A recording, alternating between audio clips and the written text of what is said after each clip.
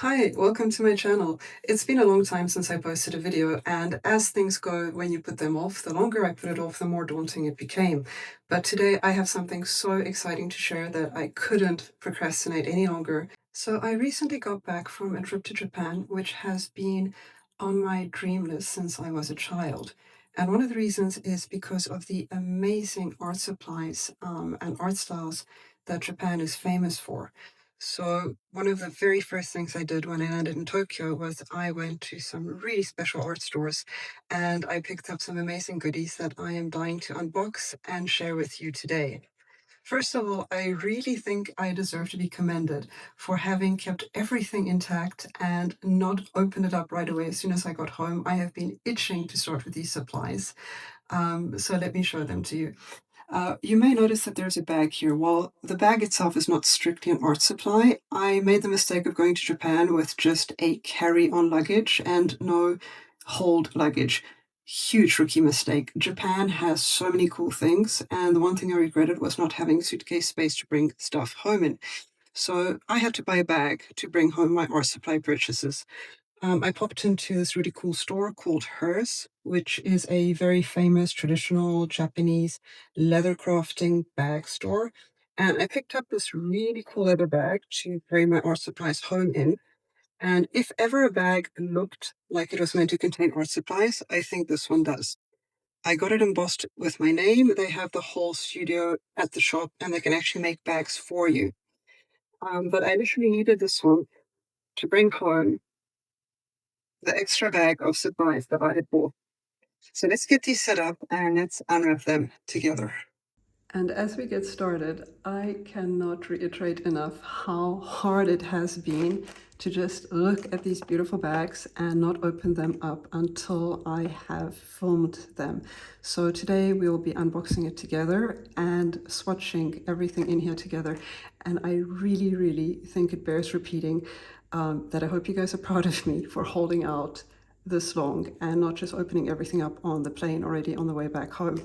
So the two stores I went to in Tokyo were Sikaido, which is a huge art supply store, and Pigment, which is a little bit different. So let's start with Pigment.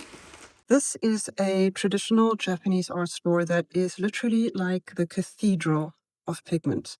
Already walking into the store is the most gorgeous sensory experience. It's in a beautiful suburb, very modern suburb. And in this very modern building and suburb, you come into a gorgeous little store with rows upon rows upon rows of beautiful, rough to fine milled pigments made directly from natural materials. And that is what they're really famous for. It is, I think the word cathedral of pigment is the most accurate way to describe it. They also have natural and traditional brushes, papers, and a load of other supplies. But I will show you what I picked up from them. So it doesn't look like much, and I did have limited space, but I was very happy already to pick up what I would say is the product they're the most famous for. So among the what is probably tens of thousands of pigments that they had in the shop, I tried to choose a palette of ground pigments. And it's quite nice the way in the shop they have the whole display of which each pigment comes from. So they've got the plant and the stones and then next to the resulting pigment, which is very cute. And then they have every shade and variation any color lover's heart could desire. And I tried to go with a bit of Japanesque palette. So I picked up these pigments and they come in various formats. The smallest size you can take is 15 grams. And you choose your little pigments in the glass bottles, you give them to the lady, and then she measures out 15 grams of pigments into these sachets for you. And every pigment they have comes in either a rough, medium, fine milled texture. So all of these have different, I would say, grain or milling finesses. I'm not sure if I'm saying that right. But I took the finest milled ones because that is what they recommended that I take for watercolor. And it is funny to see also how the color varied slightly according to how finely the pigment was ground. But these are the pigments I selected, and now I have come home with these beautiful, what I thought were Japanesque pigments, and you can see the names here if you're interested. They do have an online shop, they do ship overseas. But I must say there is something incredibly special about walking into that shop and being overwhelmed by their selection and trying to get your choices in before closing time. I may be speaking from experience, but I was like a child in a candy store. I got completely swept away.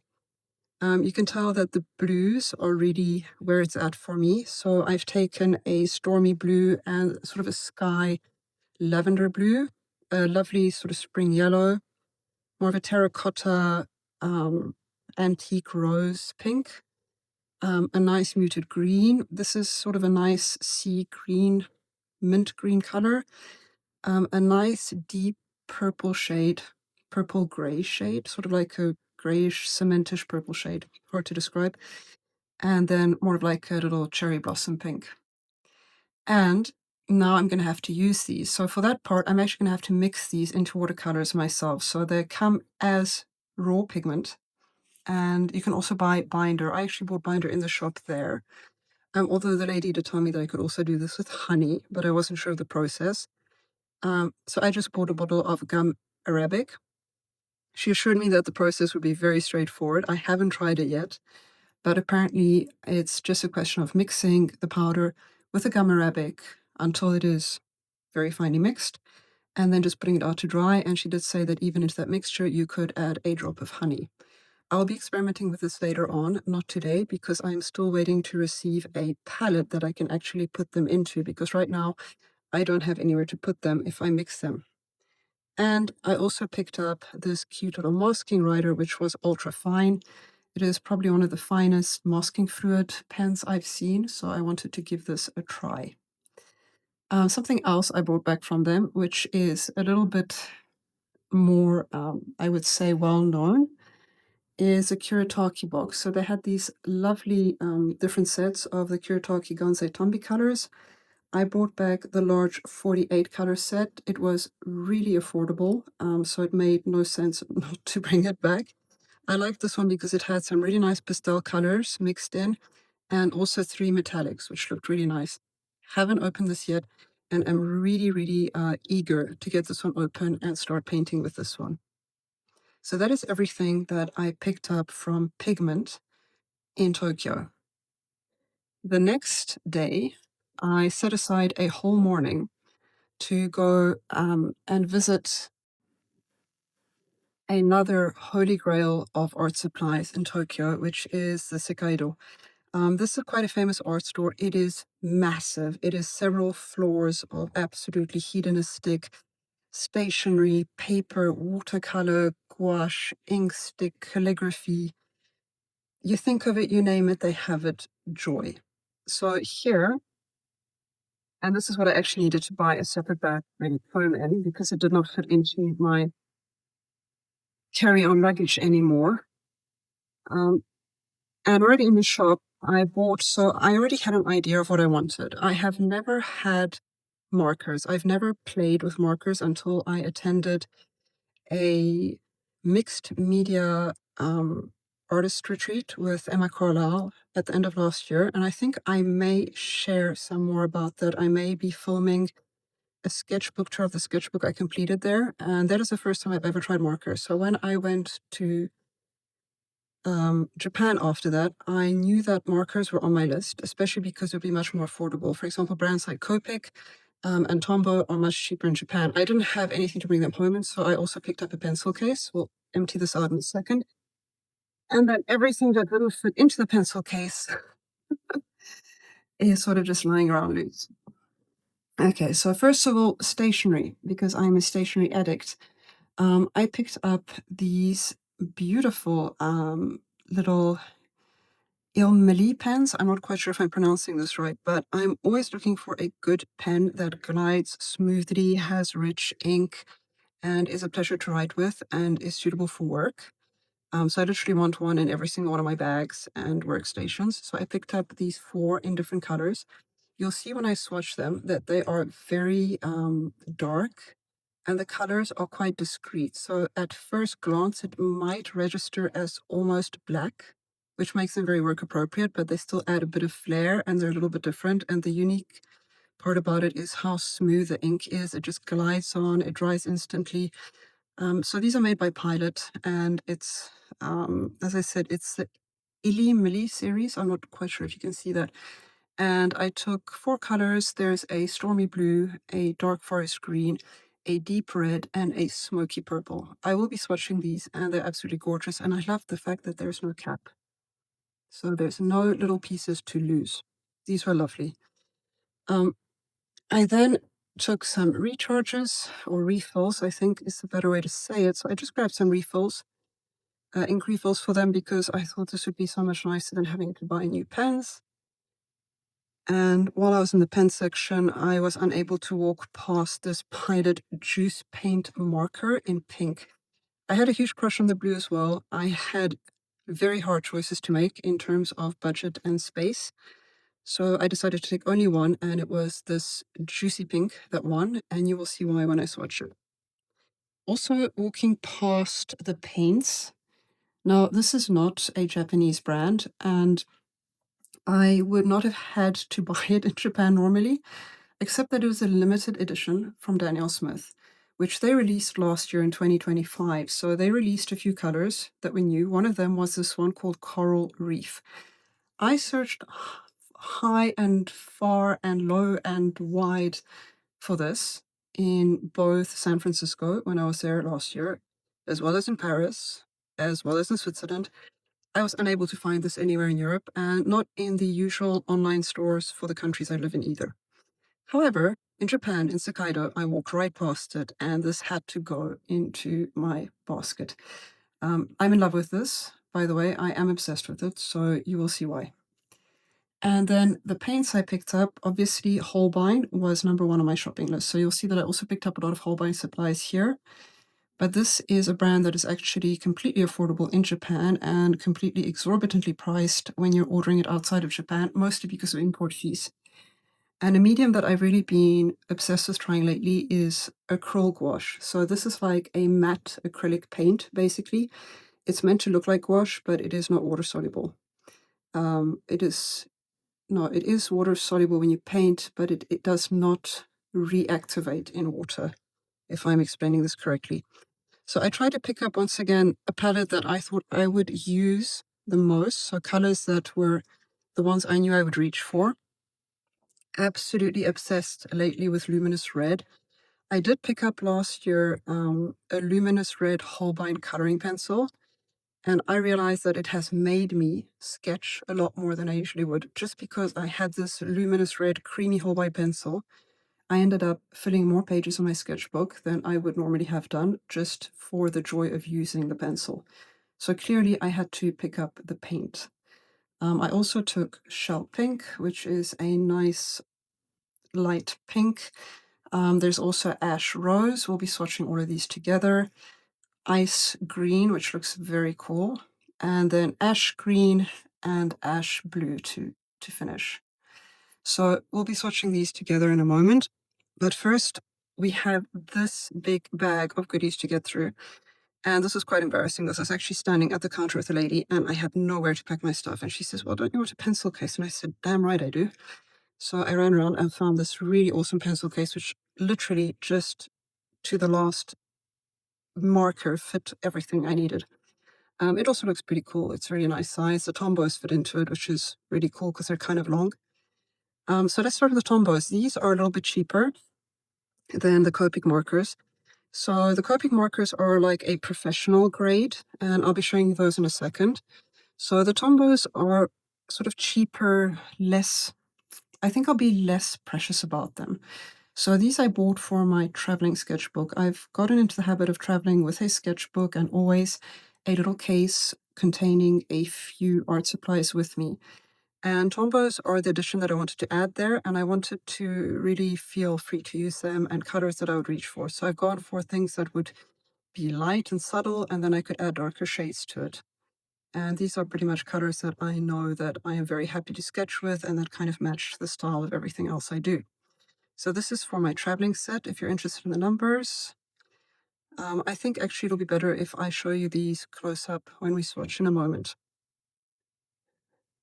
And then this is, I would say, the bulk of the haul in terms of volume and also in terms of price. This was the most expensive thing I bought, and it's this whole collection of Copic sketch markers. So these are alcohol-based markers. I took a blender as well to blend all the colors, and I took a whole selection of colors that I thought would reflect my color palette desires. It's not a very balanced color palette. You may notice that I don't have things that resemble a permanent green or spring green. I don't have any bright reds or even any maroons. I don't have any yellows. But I went with colors that appealed to me and that I thought I would use over and over in various mixed media ways, because I also want to use these mostly for mixed media and not so much as a standalone medium. I may be saying something that is completely wrong by saying that. Maybe this is a sacred medium. The Copic markers I know have a bit of a special place. And maybe these are meant to really only be used on their own by professional artists, but I'm a noob, and I've really started enjoying dabbling with mixed media in the last few months. So I really want to be able to use these at home. I will not be traveling with these ones. Clearly, these are for home use. But yeah, so definitely going to be experimenting with these. They come with a brush tip. Actually, I don't know how this is showing up against the camera. There we go. This is a lovely periwinkle violet color. And then they also come with a chisel tip. All right, and then we have one last item, or should I say collection of items in here. Oh, I look forward to cutting the tags off this. That's when you know you finally own it. Like, you've cut the tags off, you've unpacked it, you've used it, and then you finally feel like it's settled in. It's found its home with you. So I picked up some Holbein pencils. As I said last year, I got a one-off. I got a single red luminous Holbein pencil, this one, and it has literally revolutionized my sketching. I have found myself reaching for my sketchbook more often than I did before, just for the joy of sketching in this color. This is incredible. If you like deep, rich, ultra-luminous colors, this one is a breakthrough for me. And then I took more muted tones. I tried to take some more tones that to me made me think of Japan, that went with the color schemes I was seeing in the streets, in the hotel rooms, that I was just seeing around me in town. So I was going for sort of Japanesque colors as well. So I was trying to go with a basic Japanesque theme. I would say like these were the typical colors that I would see in the places I was going to. But then I also took some pretty bright colors as well, and we'll be swatching all of these out individually. So there you have it. This is everything that I picked up. It didn't feel like that much when you see it in the bag, but what is true is that unpacked, it does add up to quite a lot of supplies. And I'm going to go grab my swatching book and start swatching with you. Actually, before we do that, I forgot to open one of the last small packages from Pigment. So as I mentioned, they have a beautiful selection of traditional and handmade brushes. And while I am not an animal origin brush person, I only ever buy synthetic brushes. This is the one time in my life that I made an exception. So I bought some brushes, two of which are synthetic, as per usual, and two of which are natural hair brushes. And I didn't buy the most expensive ones. I bought quite affordable little ones. But I just bought a few different brushes to try because I could not get myself to walk out of there without bringing home some traditional Japanese brushes. So just to show you a bit closer up, I have these two fine ones, which are synthetic hair, and then these two, which are natural hair. This one is goat hair, and it does give a lovely wash. When I tried it in the shop, it does have a lovely sort of washy, fluffy quality to it. And this one is a mix. I'm not quite sure of what the second hair is. The lady did kindly explain it to me, and I have forgotten it since then because I was overwhelmed by the amount of questions I asked her and answers she gave. And I also don't read Japanese, so I don't remember anymore what these two are a mix of, but it did make a beautiful fine line, and it did hold a lot of water, so I liked it very much. Oh yes, because something that is special about Pigment is that they have tables. It looks like a library. They have large tables with sheets of paper and their supplies. And you can actually grab their paintbrushes on the tables and just test them. and then buy them so you can actually test the paints and the brushes while you're in the shop. So these were the 4 Japanese brushes, traditional Japanese brushes that I came home with. Oh, and this little one got stuck in the bag. I had to fish him out. This was just a tiny size 0 little synthetic square brush, just for little details. This is really the kind of thing that I want to test with the gouache paints. Okay, that truly is everything. It did add up to quite a haul, and I will now grab my swatching book and finally get to the much promised swatching. So this is a Strathmore 500 series mixed media A4 sketchbook, in which I tend to just swatch all of my mixed media materials. It is a bit of a mess, but this is sort of my testy swatchy sketchbook. So for the pens, I wanted to start with those, and these are the Pilot pens. And I wanted to compare them to something very standard, which is the Micron 0.1 in black, so that you will have a comparison to a plain 0.1 size black pen versus these subtly colored pens. So starting with the Micron that I had at home as a comparison. So this is the Micron 0.1 in black. And now comparing it to the Pilot pens. So these are actually called Nuance Black, and that is the best way to describe them. So let's just start with the very first one here. This one is a deep red, so it's very subtle, Pilot Nuance, and I'm calling it deep red because I don't know what the official name is. But as you can see, it is a very subtle difference. So it is quite liquid. This is a multimedia paper, and that is why the ink feels a bit dry. It drinks in very quickly, but actually it is a pen that runs quite moist. Sorry for that word. And it is very smooth, especially on normal smooth writing paper. The next one, this is what I would describe as a smoky purple. So this is a Pilot Nuance, and these are just my names, but there's only a few colors, so it's actually quite hard to miss. They don't have several smoky purples. They only have one that would fit the description. It does read very similar to black. I'll zoom in a second. This is the green. This is more like a forest green. It's a deep green. And this one, actually, you can see the color. So this one I'm just calling forest green. We're just inventing names as we go along. And the last one, this is what I would call a stormy blue. Yeah, I'm getting very creative with the names here. If you guys have some good name recommendations as well, go ahead. Who knows? Pilot might just appreciate it. So we call this a stormy blue.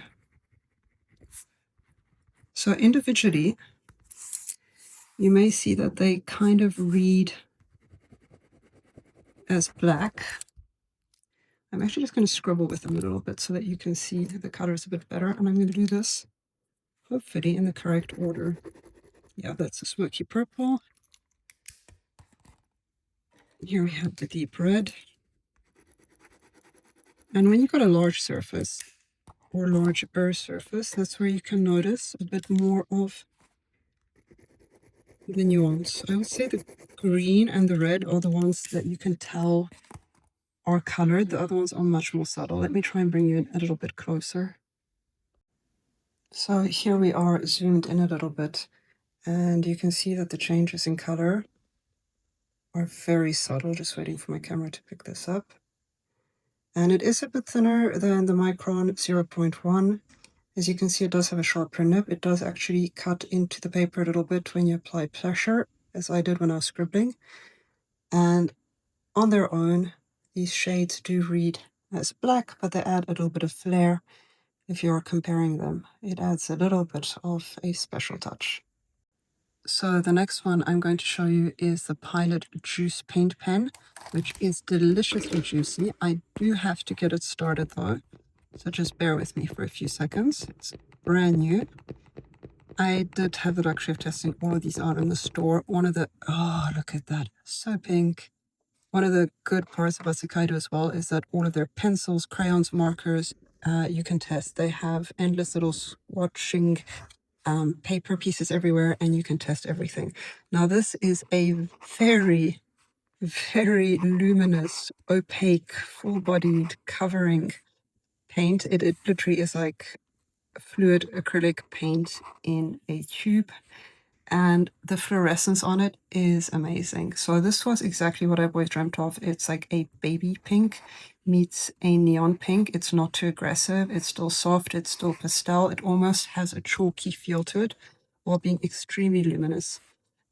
This was all sorts of love, and I cannot wait, sorry, to start using this for my sketching. I would love to use this for speed sketches to block out large areas very fast in unusual colors. This I found awesome, and I'm already regretting that I did not pick it up in blue and yellow as well, which were the other two colors I loved.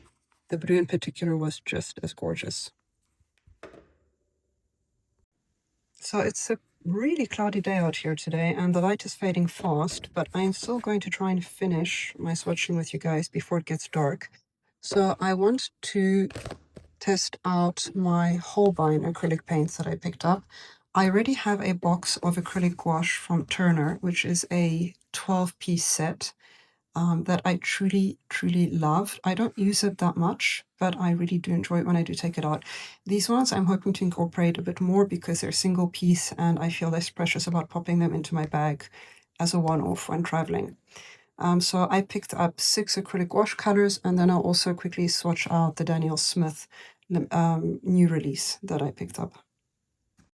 It's just the most incredible thing how quickly time gets away from you when you start filming. This seems to be a special physics of trying to film a YouTube video, is time vanishes.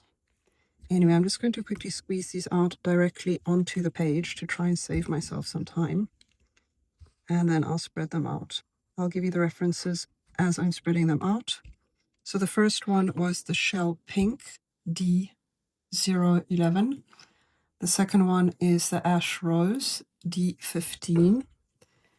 Then comes this amazing luminous red, D195. This is so gorgeous. And I don't know if I'm the only obnoxiously bright color addict here. If you're part of the group who loves these obnoxiously bright colors, please let me know in the comments. I'd be very happy to hear what you were drawn to or what interested you and what you would have bought or maybe left behind. And then next to that, a very moody blue, which was D158 Ash Blue, lovely muted gray blue. This is the D157, the Ash Green. And the last acrylic gouache color we have here is the D069 Ice Green. All right, I'm going to spread these out a little bit so that you can see the colors. Let me grab a paintbrush. I'm using just the first brush to hand, which is a Princeton round number 4. Very basic. I'm just going to grab a teeny bit of water and just spread it out. Oh, I did smear quite a lot on here, didn't I? Oh well, one does what one must. Right, so that was a Shell Pink. They are very opaque. This is the Ash Rose. I'm noticing that they actually have very opaque coverage, even when I'm spreading it out a bit thinner towards the edges. And they are very creamy. Oh goodness, I have some Ash Rose left in there. That did not look great mixed together. Let's try that again. Oh yes, this is gorgeous. So the luminous one I find actually is a little bit lighter bodied than the other ones. It doesn't have that heavy matte feel to it. And it almost feels a little bit more fluid and slightly more transparent. which is why I truly find this a very interesting one. This is something I would love to work into backgrounds as base layers. And here we have the ash blue, which is a lovely deep blue, also nice and thick, super nice coverage. A little bit of texture on all of these, but not as much. For those of you who are familiar with the Turner Acryl Gouache Japanese range, which has a little bit of fiber added to it to give it more texture, this does not have that much texture. This is very similar actually to the Turner normal acrylic gouache range. Although I would say it's actually a bit heavier compared to the swatches above. These ones do have more coverage and are a bit thicker and more heavy-bodied. And the last one, the glacier green. Maybe I should add a bit more water. Oh yes, this is gorgeous as well. This with the shell pink and the ash pink would make such a nice combination. And I really hope the colors are showing up somewhat true to life on the camera, because it's always hard filming, on an iPhone. It can also be hard phoning on an iPhone, who knows? I have those days. Hands up if you have ever walked around at home on your phone, talking to your friend, and telling your friend on the phone, I'm so sorry, I have to go, I need to find my phone. That has happened to me. So some days I feel like I'm an absolute genius, and other days I try to get out of my car with my seatbelt still on. But here we go. I've put a bit more water to dissolve all of them. The red one, because it's a bit thinner, yeah, is looking like it'll dry a bit faster. So overall, the ones that really caught my eye and I'm really happy with, the shell pink is a lovely muted delicate pink. The ice green is amazing and bright, and this one is just really my favorite of the bunch. I'm a little bit disappointed in the ash green. I pictured something a little bit less dark, maybe closer to a sage green. But I want to say good enough, and I will be working with this until I feel comfortable with it. And the last one I'm going to be smushing onto the page here is going to be the Daniel Smith Coral Reef. So, oh, here we go. It's already started to come out. So if you are hoping for a beautiful, clean, aesthetic OCD swatching video, I am very sorry. There are other people who do that, not on this channel. And oh my goodness, yeah, this is gorgeous. It's a beautiful, bright salmon pinky color. It does have some opacity to it. It almost feels like a gouache. It almost feels like a buff titanium kind of opacity, except that it doesn't have that much granulation to it. It goes on quite smoothly. So it almost feels like a non-strong, like not granulating buff titanium kind of opacity. So it is not as opaque, it's not as translucent as a watercolor would be, or as one might expect it to be. But that is a gorgeous pink. Yeah, I'm busy glancing at my phone, and I do understand that I'll have to do some color corrections. It doesn't look quite right, because this really is beautifully vibrant in real life. I actually want to quickly test something with these. I'll be right back. So as I mentioned, the luminous red I had actually tried already at an art retreat last year, and this is the tests that I was doing with the luminous red in my sketchbook. So this is just a toned paper sketchbook from Hanamura, and I was really enjoying using this luminous red for the sea anemones, because this is such a vivid, bright, venomous sea anemone color, but really bright. Really makes me think of the coral reef and all of the beautiful exotic corals and anemones. And during the retreat, I was also having a bit of a love affair using this bright pink acryl gouache as a background. So these are some of the visits we did to Stirling. And in Stirling Castle, I was drawing some of the motifs. Now, this is actually a combination of two things I'm obsessed with right now. I first splattered some of that acryl gouache as a base layer. So all of these pink splotches that you can see are the acryl gouache that I had spread the day before. Here as well, I just smeared it around the day before. And then the next day I went in over it with markers, and I think this is gelatos and markers, and colored pencil, and this was only colored pencil. And this is a luminous red acryl gouache from Holbein. So this is one I bought for myself. This is actually someone else at the camp had it. I can't remember who had a tube, and I was kind of stealing from them. But this was amazing. I loved testing their art supplies. Everyone comes with really cool things, and it's kind of a massive week of experimentation. And I fell in love with that. So I'm very glad I bought my own tube.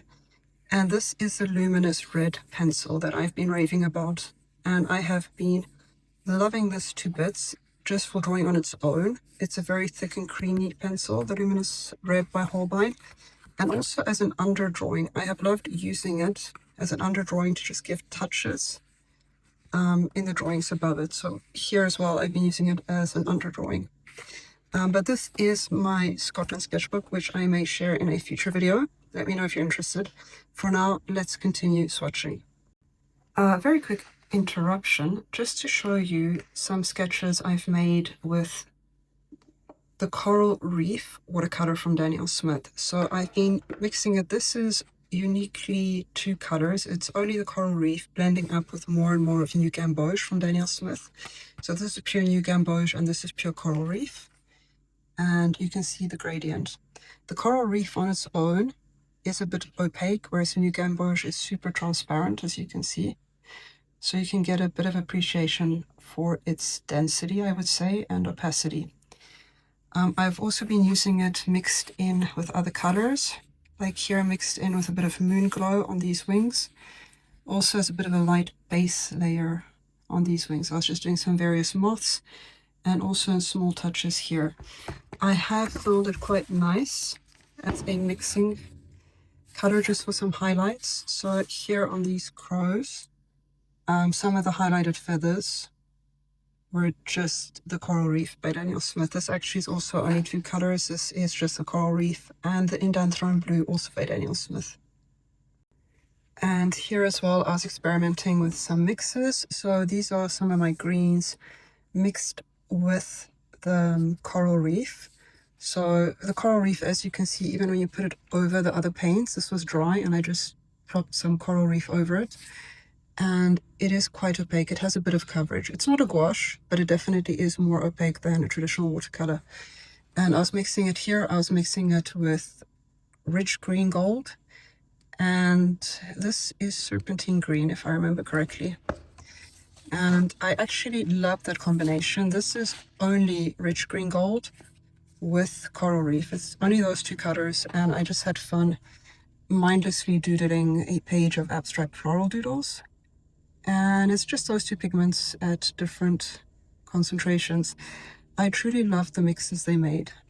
So I think that this is a lovely mix with all of the yellows and greens. That's my preference. But yeah, very interested to hear how you guys might use this. Very, very obsessed with this right now. I'm loving it on things like oranges and botanicals and adding it into yellow, orange, and green bases. Okay, back to the things that interest us. I'm going to be swatching the coloring pencils next. I already have quite a few luminance pencils. I have picked up a few more since then, which I haven't swatched out yet. But these are actually currently my overall favorite coloring pencils. I find them to be the thickest, creamiest, they go on really well. You don't have a huge amount of pencil wastage, not a lot of the pencil falls off. The colors are lovely. I did try a few other brands, such as the Polychromos. I only picked up two colors, and I was not really convinced by them.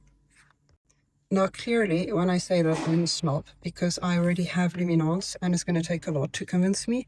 As you can see, for example, the salmon from Polychromos is very similar to the luminance anthraquinoid, but already the way the pencil has thicker coverage just in one go, and has a nicer texture. It's got a bit of grain to it.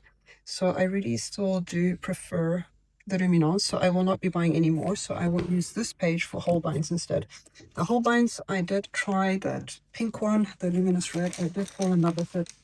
So this is the selection that I allowed myself to bring back from Japan.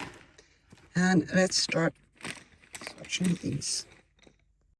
Okay, don't judge me. I just spent the longest time trying to sort these into a sequence that made sense to me for swatching. And I am still unhappy with the result, but we're just going to go ahead with it the way it is. So the first color I'm swatching is called Cream. I don't know how visible this is with the reflections in the camera, and there's a number with it, which is OP127. It does have stars that indicate the light fastness. This is 2 stars. And this is a pastel canary yellow. I think that is a good way to describe it. Sorry, my camera is shaking a little bit. Sturdy furniture would be a good life upgrade. So the next one is a very pale color. This is Ivory OP116. It's a 3-star light fastness. This is like a vanilla color, or like a very pale skin tone maybe, but it's more like a yellowish vanilla tone. And this I think will work very nicely layered under media like watercolor markers, or maybe even paint if you want to have a part with a bit of wax resist that shows up clearer. It's not a particularly waxy pencil, but also the paint or the marker won't cover it perfectly, so you can leave some lines. And we'll see actually if that works. We'll try it in a moment. This is the shell pink. So I guess the coloring pencil version of the paint that we tried. This is the OP019, and it's got 2 stars light fastness. Very similar to the paint. And these are so creamy, but still firm enough. I really do enjoy them. This is the luminous red, the OP700, and I want to call it the OG. This is definitely an OP pencil. It's definitely overpowered. It goes on so bright, and it's just such a joy to draw with. It's actually encouraged me to draw more than I have before, and I'm so grateful for that. Having art supplies that are such a joy to work with that you just want to get up in the morning and grab them, or you just can't sit on the train and you just want to take it out of your bag and use it, that is such a win. This is Carnation OP31, and it has a 2-star light fastness.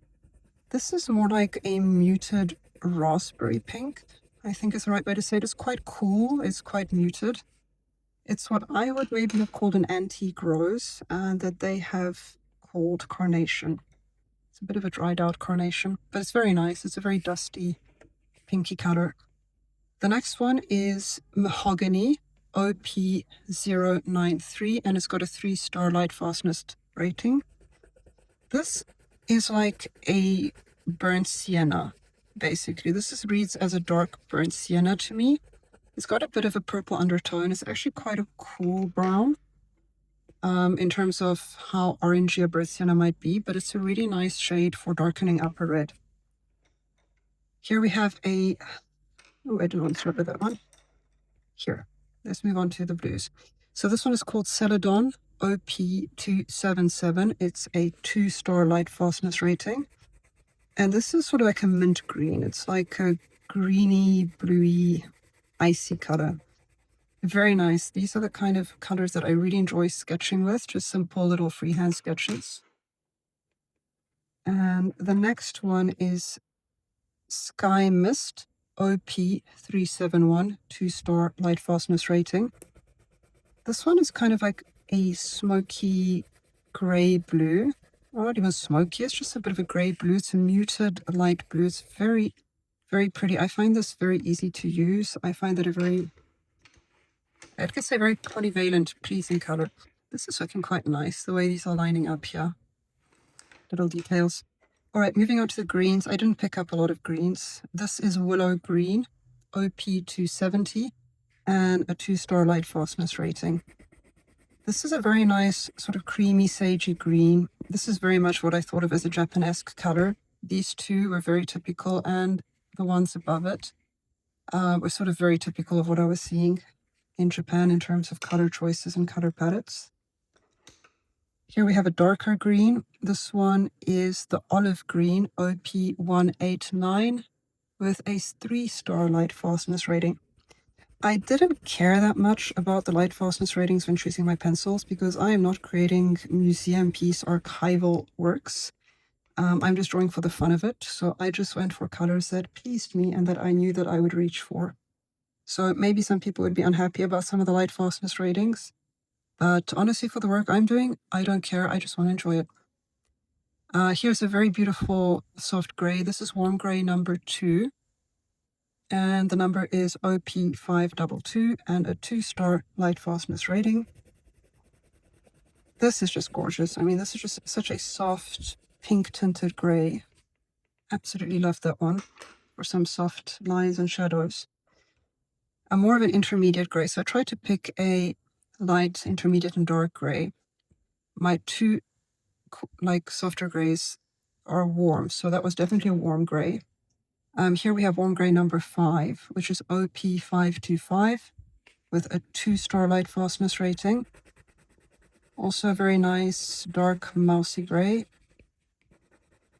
See, I look at this and I think this is shrew colored. Now maybe this is a personal deformity because I live in the countryside and we have shrews in the garden, and 1 or 2 of them have had the misfortune of being nibbled upon by my cat. I did manage to save one of them, but they have this nice warm gray colored fur and I find them beautiful. I absolutely love little elephant nose shrews that we have here. Back onto topic. This is my last one. This is a cool gray number 6, number OP536 and 2-star light fastness rating. So this was going to be my darkest color. And this is a gorgeous like charcoal gray with a hint of blue. Really beautiful. Now I really hope that these colors are showing up decently enough on camera. But there we go. That's the coloring pencil. And I did want to test something here with the vanilla, so bear with me while I make a few scribbles. And then let me try some marker over it. Yes. So this is the result that I was trying to explain quite poorly when I was swatching them, is that with these lighter pencils, they adhere quite well to the paper. They've got good coverage. And when you run an aqueous medium over it, you will have an area where the pencil shows through underneath it, and I thought the ivory was a great color for doing this. So the next thing we'll be swatching, lo and behold, are going to be the Tombow markers that I picked up. These are just my 6 quick and easy traveling markers that I want to use them for. So I really wanted something low commitment, low price range. They come with a brush tip. There we go. And they come with a liner tip. So I didn't take a huge amount of colors. I took very much my cliche colors that I know and love and enjoy. So basically 4 grays and 2 pinks. And I'm going to swatch these just over here. Or actually I might even do them under my Derwent ink tents. Interesting. Yes, let's do them here. So I'm going to start with the pinks, and I'll give you the references as we go. The first one is 761. These just have numbers, and they don't have names that I'm aware of. So this is a beautiful, vibrant, peachy pink. It's not as cool as the cap suggests. As you can see, there's not a great correlation between the cap and the pen color. And there's a very good correlation between the brush tip and the liner tip. The darker pink I grabbed is number 772. This is more of a muted ash pink, I would say, or more of like a dusty rose or mauve.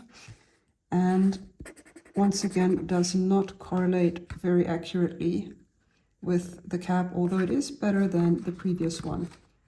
Here, clearly this looks so much colder than this. Here you could almost imagine. But yeah, basically the caps are not a good measure of judgment to understand what's going on inside. Moving on to the grays.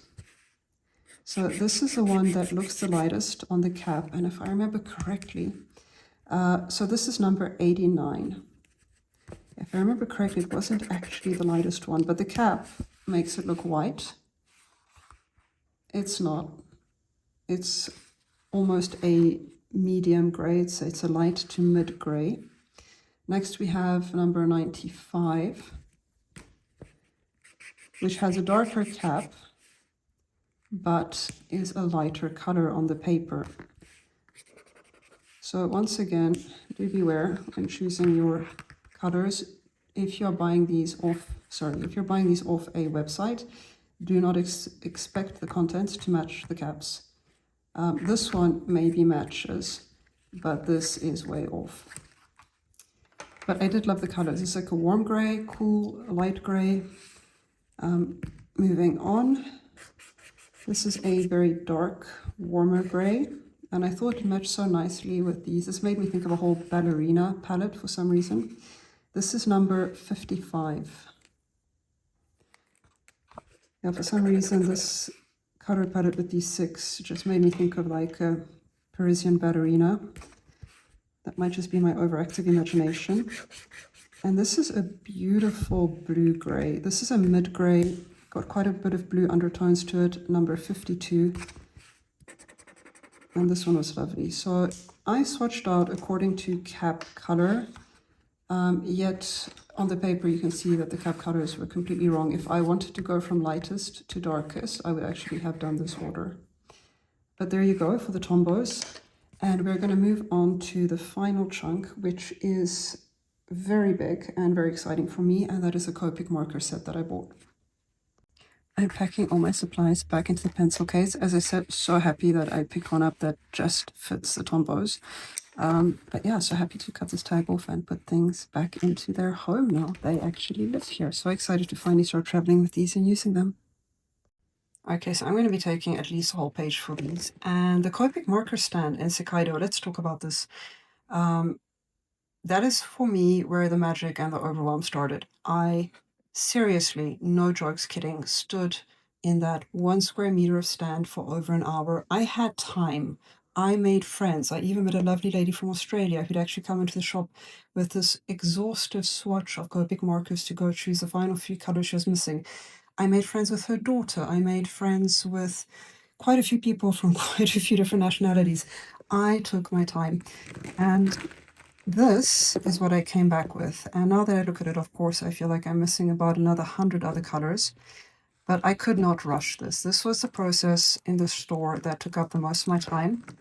And I really wanted to get this right because Copic is a bit of a fancy thing for me. This is markers that are studio grade and used by professional artists. And I really wanted to give myself the right to come back with quite a few. So I don't even know how to start sorting these into a sequence that might make sense for me. I will get back to you. Okay, that was some serious failed OCD madness that you guys missed out on. I have tried to organize them into a color sequence that makes sense for me. Once again, we are not really there yet, but we're going to just go ahead and roll with it. So these guys come with 2 tips. The first one is a brush tip, and the second one is a chisel tip. I'm going to be trying to use the same tip when swatching, so I think I'll try and use the brush tip to compare them a little bit to the Tombows as well. These ones came with names and reference numbers. The first one is YR000 and it's called Silk. And now let's locate the brush tip. That's going to be the whole challenge here.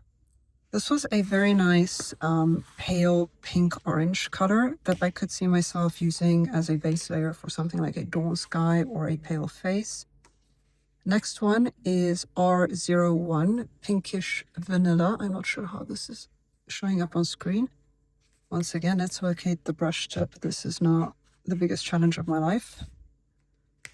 There we go. This is a nice light pink, which is kind of muted, doesn't have too much of the baby pink tones. The next one is E70 Ash Rose. Oh, getting there. Some of these are hard to uncap for the first time. This is a gorgeous, gorgeous, I'm loving it. Almost like a mink color. It's a pale gray pinkish color. So beautiful. So many feels from this. Next up is R20 Blush. Oh yeah, I'm getting the same little feel-good hormones that I had when I was standing in that aisle testing these for hours. This is a lovely sort of cherry blossom pink, quite bright. Next up, we have R22 Light Prawn. I do enjoy the name. It's a lot of fun. But light prawn is exactly that. It's a bright orangey pinky color. Very bright, very beautiful, but still quite soft. None of these are obnoxiously bright or fluorescent. They're just vibrant, I think is the right word. Next one is the E04 Lipstick Rose. Let's give that a try. Beautiful deep mauve, like lovely sort of dark orchid color. Next one up is E71 Champagne. And this is a very nice neutral pinkish purplish gray color, which I thought would be lovely for shadows and tones. You can definitely tell that there's a theme here. This one I fell in love with. This was the V22 Ash Lavender. Now I'm so sorry with the lighting. This is a bit of a come and go as to whether you can see it or read it. But you'll just have to, I guess, fall back onto my voice if you can't read it on the screen. This is the BV13 Hydrangea Blue. So here's me making more of an effort. This is a lovely, lovely, very bright hydrangea is a pretty good description. I would have called it lavender, but hydrangea is very good. B60 Pale Blue Gray. I can't believe I'm still keeping a running commentary up. This I love. This is really the kind of thing that I get off on because it's a pale lavender color, which is really right down my alley. It's sort of in between. It's lighter than the previous two, so there's almost a gradient, although this is a bit more pink. But I love starting with pale blocks of color or pale shapes like this, where I can get it wrong, and then working over it with the darker shapes once I've situated myself. Next up is BV23 Grayish Lavender. Getting there. Slowly, slowly coming along. So this is a nice darker gray with lavender undertones. I am such a sucker for these neutral colors, I must say. And yeah, I really enjoy building up things. You know, maybe in a portrait, I'll just start with like a rough shape of the face. I like doing speed portraits, actually. I've done quite a lot of this where we just draw a portrait per song, or I'll just sit down and sketch someone for 5 minutes while we're talking. And I like just sort of blocking out the rough shape of the jaw, the hair with this, and then go in and do the lines and marks with the darker ones so that I'm situating myself bit by bit before committing. Anyway, let's move on. B45 Smoky Blue. There we go. This is quite a chatty video. I'm so sorry. Do feel free to put it on a faster playback speed or mute me if it is a bit too much. I wonder if I should also just mute myself and put in some music. Maybe next time. I'm having trouble focusing this, but this is B99 and it's called Agate. And this is the deepest, darkest midnight blue. This is so gorgeous. So for an absolute dark color, this is a really nice choice. And I also took BG78 Bronze, which is also a very dark emerald green to me. So once again, names are super misleading. While you can more or less rely on the caps for these, the names are still very misleading. I'm just lining some of them up so you can see how the cap color compares with the content color, and the correlation is quite good. I'm not going to complain about this one. Significantly better than the Tombows, which do not correlate at all. Some of them are a little bit off, but mostly these are very accurate. Oh goodness, and I'm losing my order, which I kind of need to keep because I'm not writing the names in right now as I do this with you. I'm going to come back and do that later, and if I lose my order, my world falls apart, of course. Next up, we have BG72 Ice Green. Ice Ocean, sorry. Oh goodness, yes, this is everything. This is just the most beautiful gray sea, blue skies. I'm mixing all of my words up here, but this is absolutely beautiful. It's like the perfect mix between blue and green and a bit of gray that I obsess over. And I actually have trouble finding this color in a lot of ranges. So I really, really was happy to pick that one up. Next, we have BG23 Coral Sea. And this is more vibrant. This is a lovely turquoise green. And now we move on to the grays. So I took a whole little series of grays, and I'm going to do these from lightest to darkest. So this is warm gray, number 2. And I thought these would be great for just doing shape studies and value studies. Next up, we have the warm gray, number 4. And for some reason, it made sense to me to take the warmer grays in lighter shades and the cooler grays in darker shades. I don't know why. Maybe I just associate cooler grays with darker grays. So T3, toner gray number 3. I don't know what they mean by toner gray, but I liked it. It was a very neutral gray. I would say it was neither cold nor warm, which is maybe why they call it toner gray. Who knows? The last one is C3, cool gray number 3. And I love this. I love these grays with like a touch of, you know, blue, cloudy skies. Like I can almost picture like an overcast cloudy sky with a touch of blue. And the last one is cool gray number 6. Here we go. This is the brush tip, yes. And this is super dark. So the darkest values here were the bronze, the inaptly named bronze, the agate, which is not an agate color at all, but really a midnight blue. It looks a bit like an indent throne or a Prussian blue if you're a watercolor painter. And this one would be the next darkest, is the cool gray, number 6. All right, here we go. These are all done. Thank you very much for having joined me for this really fun haul. I absolutely loved it. An art haul is my favorite kind of haul. If you have any questions or comments, please feel free to drop them in the channel. So I'm just sharing with you some of these memories from Japan, where I was visiting some places in Tokyo and then snapping a few photos and drawing on the train down to Kyoto. This was in Nikko, which is one of the oldest and most beautiful historic shrines in Japan.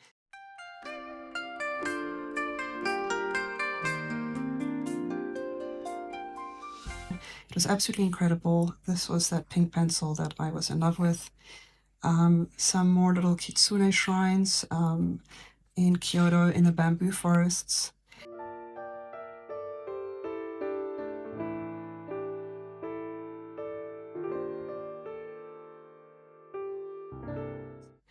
And if you're still here, so just to show you a little bit how I do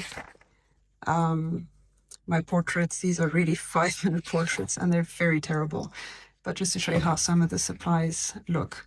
So if you're still watching, please let me know by popping the word Kyoto down in the comments below so that I know that you've made it to the end.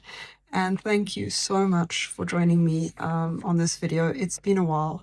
And of course, I had severe YouTube block in getting back into it. But I'm so glad that I have finally made another video to share this really exciting haul with you. And I'm so excited to get back into filming and drawing with you guys. Thank you so much.